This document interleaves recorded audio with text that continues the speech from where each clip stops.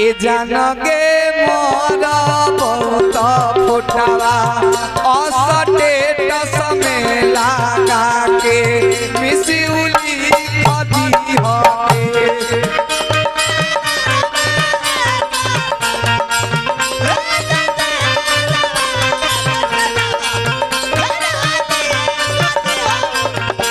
ए जानगे मोरा बहुत फुटावा स्टेटस में लगा के मिसिउली खदी होके।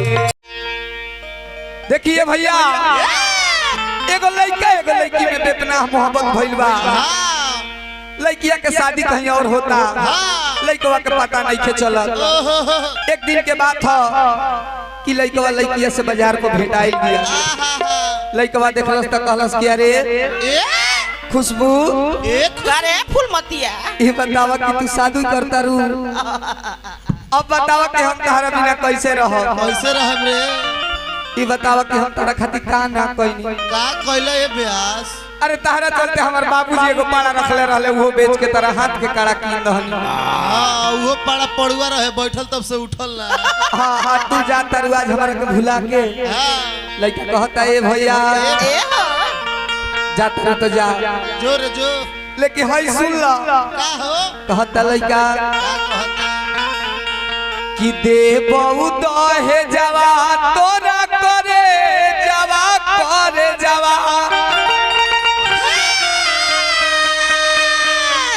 जखमी हो तऊ मई रे जवा एगो पी कली होगे ए जानगे मोरा बहुत फुटावा स्टेटस में लगा के मिसिउली खदी होके।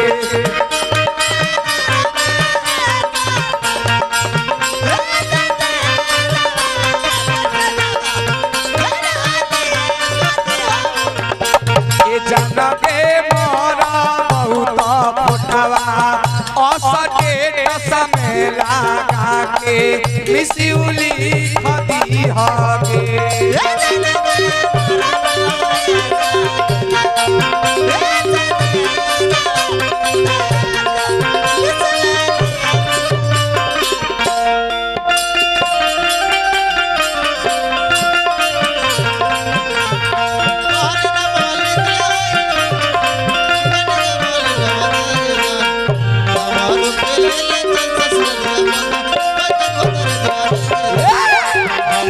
क्या बात है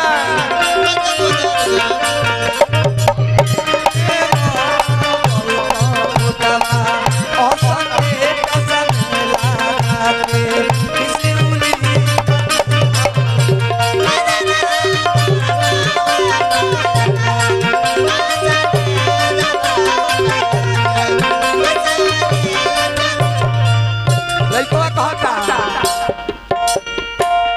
कफन दे के दफन करी है संस्कार गे।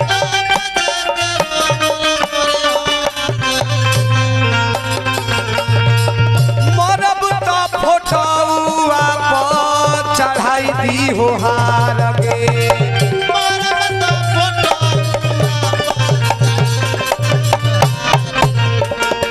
कफन दे के दफन करी है अंतिम संस्कार गे।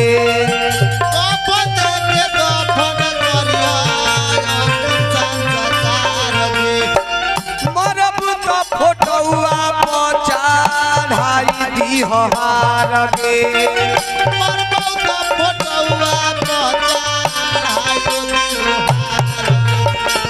देबो दहे जवा तोरा करे जवा जखमी हो तऊ मोई रे जवा एको पी कली होके। जानगे मोरा बहुत फुटावा स्टेटस में लगा के मिसिउली खदी होके।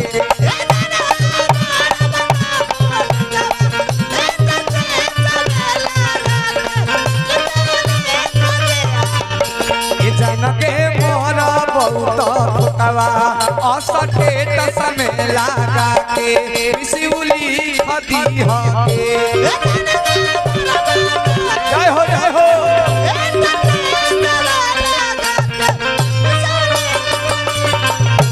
जान के मोरा बहुत फोटवा